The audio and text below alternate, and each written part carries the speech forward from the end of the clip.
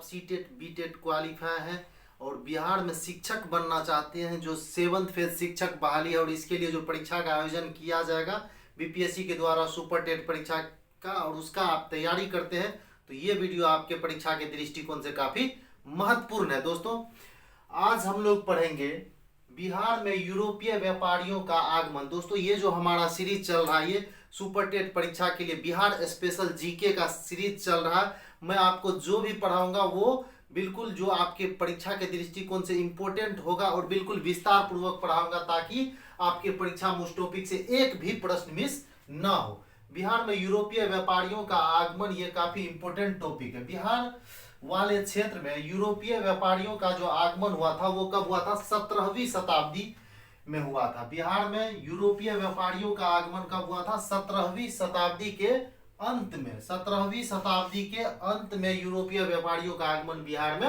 हुआ था। बिहार के क्षेत्र में जो सर्वप्रथम यूरोपीय व्यापारी आए थे उनमें प्रथम कौन आए थे? पुर्तगाली आए थे। जो पुर्तगाल देश के व्यापारी थे, यही यूरोपीय व्यापारी सर्वप्रथम बिहार में व्यापार करने के लिए आए थे। तो अगर आपको क्वेश्चन पूछ दिया जाए बिहार में आने वाले यूरोपीय व्यापारी, प्रथम यूरोपीय व्यापारी किस देश के थे, तो वो किस देश के थे? पुर्तगाल देश के रहने वाले। दोस्तों पुर्तगाल एक छोटा सा यूरोपीय देश है। आगे देखते हैं, उनका व्यापार केंद्र बंगाल में हुगली था। ये जो पुर्तगाली थे, इनका व्यापार केंद्र बंगाल में हुगली नामक स्थान जो था, ये इनके व्यापार का प्रमुख केंद्र हुआ करता था। अंग्रेज 1620 ईस्वी में, देखिए यहाँ ध्यान देंगे, अंग्रेज 1620 ईस्वी में पटना में आलमगंज में अपना व्यापारिक केंद्र स्थापित किया। अब अंग्रेज व्यापारी जो थे ये 1620 ईस्वी में पटना के आलमगंज में अपना व्यापारिक केंद्र स्थापित किया। अगर आपको प्रश्न पूछे कि अंग्रेज व्यापारी बिहार के किस स्थान पर सर्वप्रथम अपना व्यापारिक केंद्र स्थापित करने का प्रयास किया था, तो आपको क्या कहना है? कहाँ प्रयास किया था? पटना के आलमगंज में। कितना ईस्वी में? 1620 ईस्वी में ही ये अपना व्यापारिक केंद्र स्थापित करने का प्रयास किया, परंतु सफल नहीं हो सके। प्रयास तो 1620 ईस्वी में इन्होंने पटना के आलमगंज में किया व्यापारिक केंद्र स्थापित करने का, लेकिन ये सफल नहीं हो पाए। और इन्हें वास्तविक सफलता वो कब मिली? 1665 ईस्वी को। कब मिली? 1665 ईस्वी में। कब मिली इन्हें वास्तविक सफलता? 1665 ईस्वी में इन्हें वास्तविक सफलता मिली। पटना में, आप देखिए यहाँ पटना में डच फैक्ट्री की स्थापना 1632 ईस्वी में हुई। पटना में डच फैक्ट्री की स्थापना कब हुई थी? 1632 ईस्वी में। डच फैक्ट्री की स्थापना पटना में कब हुई थी? 1632 ईस्वी में। प्रश्न पूछ दिए जाए डच फैक्ट्री की स्थापना बिहार में कहां पर हुई थी, तो पटना में हुई थी। कब हुई थी? 1632 ईस्वी में। आगे देखेंगे, डच की जो रुचि थी वो थी किसमें? सूती वस्त्र में। सूती वस्त्र का व्यापार करते थे डच। अनाज और सोरे का भी व्यापार करने में इनकी क्या थी? अभिरुचि थी। डचों की अभिरुचि किन किन चीजों में थी? सूती वस्त्र का व्यापार करने में, अनाज का व्यापार करने में और सोरे की प्राप्ति में व्यापार करने में डचों की अभिरुचि थी। आगे देखेंगे, डच फैक्ट्री वर्तमान पटना। डच फैक्ट्री जो खोला गया था उस समय में, वो वर्तमान समय में पटना कॉलेज का उत्तरी इमारत जो है, वर्तमान समय में पटना कॉलेज का जो उत्तरी इमारत है, यही डचों की पहले फैक्ट्री हुआ करती थी। वर्तमान समय में पटना कॉलेज का जो उत्तरी इमारत है, पटना कॉलेज का जो उत्तरी इमारत था, पहले यही डचों का जो था फैक्ट्री था। अंग्रेज फैक्ट्री में वर्तमान समय, अब देखिए अंग्रेज फैक्ट्री जो है, ये जो है वर्तमान समय में, अंग्रेज फैक्ट्री वर्तमान समय में गुलजार बाग स्थित, जो पटना के बगल में गुलजार बाग एक स्टेशन भी है, गुलजार बाग स्थित गवर्नमेंट प्रिंटिंग प्रेस, गुलजार बाग में एक गवर्नमेंट प्रिंटिंग प्रेस है, यही जो था पहले अंग्रेज की फैक्ट्री हुआ करती थी। ये उस फैक्ट्री में अभी गवर्नमेंट प्रिंटिंग प्रेस स्थित है। तो गुलजार बाग में जो गवर्नमेंट प्रिंटिंग प्रेस अभी वर्तमान समय में स्थित है, यही पहले अंग्रेज का फैक्ट्री हुआ करता था। दोस्तों मैं इस प्रकार से आपको पढ़ाऊंगा कि इस टॉपिक से एक भी प्रश्न आपको नहीं छूटेंगे, क्योंकि मैं एक भी प्रश्न को छोड़ ही नहीं रहा हूं, बिल्कुल विस्तार पूर्वक आपको बता रहा हूं। इसके बाद इस पर आधारित मैं एमसीक्यू क्वेश्चन भी लेकर आपके बीच उपस्थित होऊंगा। तो दोस्तों पूरे वीडियो में बने रहें। एक अन्य फैक्ट्री डेन लोगों की थी। अब इनके बाद एक डेनमार्क देश के जो लोग थे उनकी भी फैक्ट्री थी। वर्तमान में ये फैक्ट्री कहाँ है? पटना सिटी में स्थित नेपाली कोठी, पटना सिटी में एक नेपाली कोठी है, उनके समीप में ये जो है डेन लोगों की फैक्ट्री स्थापित की गई थी। इनका स्थापना जो है वो 1774 ईस्वी में किया गया था। डेन लोगों ने जो फैक्ट्री स्थापित किए थे वो कब? 1774 ईस्वी में पटना सिटी के समीप जो है नेपाली कोठी के बगल में हुआ था। अब देखिए फ्रांसीसी यात्री, ये काफी इंपॉर्टेंट है। फ्रांसीसी यात्री तेवर्निये एक फ्रांसीसी यात्री थे। यात्री तो बहुत सारे आए थे, उनमें से ये प्रमुख है। तेवर्निये ने लिखा है कि पटना जो है वो मुगल साम्राज्य का दूसरा सबसे बड़ा नगर था। तेवर्निये जो फ्रांसीसी यात्री थे उन्होंने लिखा कि पटना जो है वो मुगल साम्राज्य का सबसे बड़ा नगर था, दूसरा सबसे बड़ा नगर था। पटना जो है वो मुगल साम्राज्य का दूसरा सबसे बड़ा नगर था। किसने लिखा?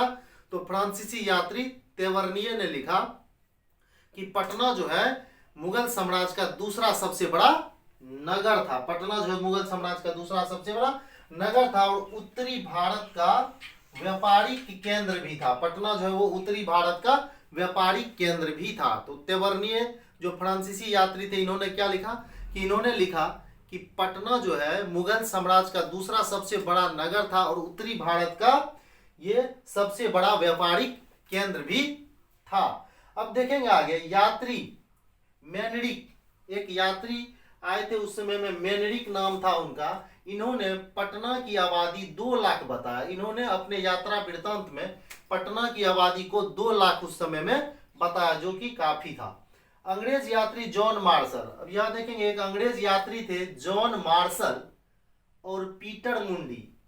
अगर आपको पूछ दिया जाए जॉन मार्शल और पीटर मुंडी किस देश के यात्री थे, तो आपको क्या जवाब देना है मेरे दोस्तों? ये एक अंग्रेज यात्री थे। पीटर मुंडी और जॉन मार्शल एक अंग्रेज यात्री थे जो भारत की यात्रा पर आए थे। इन्होंने अपने यात्रा वृत्तांत में पटना की समृद्धि के बारे में चर्चा किया और पटना के लोगों के, पटना के जो अमीर वर्ग के लोग थे, इनके ऐशो आराम का चर्चा इन्होंने अपने यात्रा वृत्तांत में किया। यहाँ के जीवन शैली का भी चर्चा किया और पटना के राजनीतिक महत्व तथा व्यापार के संबंध, पटना के राजनीतिक महत्व और व्यापार के संबंध में भी इन्होंने चर्चा किया अपने यात्रा वृत्तांत में। किन्होंने? तो कौन सा? अंग्रेज यात्री क्या? पीटर मुंडी और जॉन मार्शल महोदय ने, पीटर मुंडी और जॉन मार्शल महोदय ने चर्चा किया अपने यात्रा वृत्तांत में।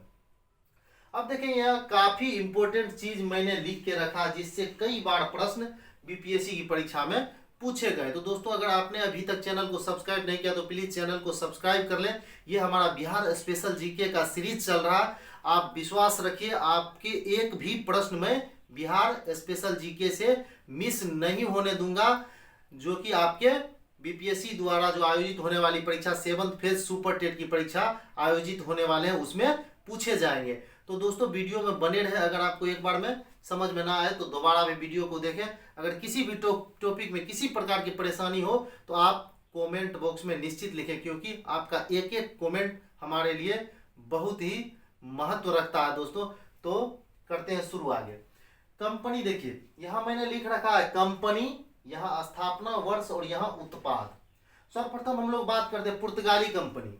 पुर्तगाली कंपनी की स्थापना का जो वर्ष है वो परफेक्ट कहीं उपलब्ध नहीं है दोस्तों। पुर्तगाली कंपनी का जो बिहार में जो पुर्तगाली कंपनी का स्थापना वर्ष है वो कहीं एग्जैक्ट उपलब्ध नहीं है। इनका जो उत्पाद था वो क्या था? सूती वस्त्र। ये जो व्यापार करना पसंद करते थे सबसे ज्यादा किसमें? सूती वस्त्र। अगला है डच जो नीदरलैंड के निवासी थे, डच कहा के थे, नीदरलैंड के निवासी थे, इनके कंपनी का जो स्थापना हुआ था, ठीक है, ये कब हुआ था? 1632 ईस्वी में इनका जो स्थापना हुआ था। ये किसमें? इनका उत्पाद क्या था? सूती वस्त्र और अनाज सोरा। सूती वस्त्र, अनाज और सोरा में ये इंटरेस्ट रखते थे डच लोग। ब्रिटिश कंपनी का स्थापना देखिए बिहार में जो हुआ था वो 1651 ईस्वी में पटना में हुआ था। ब्रिटिश कंपनी का स्थापना जो है बिहार में पटना में 1651 ईस्वी में हुआ था। ये नील और सूती वस्त्र में इंटरेस्टेड थे। ब्रिटिश कंपनी जो था ये नील और सूती वस्त्र में इंटरेस्टेड थे। वही डेन फैक्ट्री की बात करें, जो डेन फैक्ट्री है इसका स्थापना मैंने पहले भी बताया 1774 ईस्वी में हुआ था। 1774 ईस्वी में ये सूती वस्त्र, इनका उत्पाद सूती वस्त्र, ये सूती वस्त्र में इंटरेस्टेड थे। तो दोस्तों ये काफी महत्वपूर्ण है, इससे कई बार बीपीएससी में प्रश्न पूछे गए हैं। अब इसके ऊपर, ये जो मैंने आज आप लोगों को पढ़ाया, इसके ऊपर मैं अगले वीडियो में एमसीक्यू क्वेश्चन लेकर आऊंगा, जो बिल्कुल आपके परीक्षा के दृष्टिकोण से महत्वपूर्ण होगा। जो पूछे जाने वाले प्रश्न है उसी को मैं उसमें शामिल करूंगा। तो दोस्तों आपने एक बार विस्तार पूर्वक पढ़ लिया, अब इसको हम लोग शॉर्ट में एमसीक्यू क्वेश्चन बनाकर आपके बीच उपस्थित होऊंगा। इससे आपका पूरा कॉन्सेप्ट क्लियर हो जाएगा, किस प्रकार के प्रश्न पूछे जाएंगे। तो दोस्तों अगर आप सुपर टेट परीक्षा की तैयारी करते हैं तो हमारे चैनल से जुड़े रहिए। हमारा चैनल एक ऐसा चैनल है जिसके माध्यम से आपको सुपर टेट के सारे विषयों की एकदम बृहद रूप से, बारीक से और जो है महत्वपूर्ण क्वेश्चनों को शामिल करते हुए तैयारी कराई जाएगी, जिससे आप बहुत अच्छे नंबर से इस परीक्षा को क्वालिफाई करेंगे। तो आई होप आपने अभी तक चैनल को सब्सक्राइब कर लिया होगा। वीडियो देखने के लिए बहुत बहुत धन्यवाद।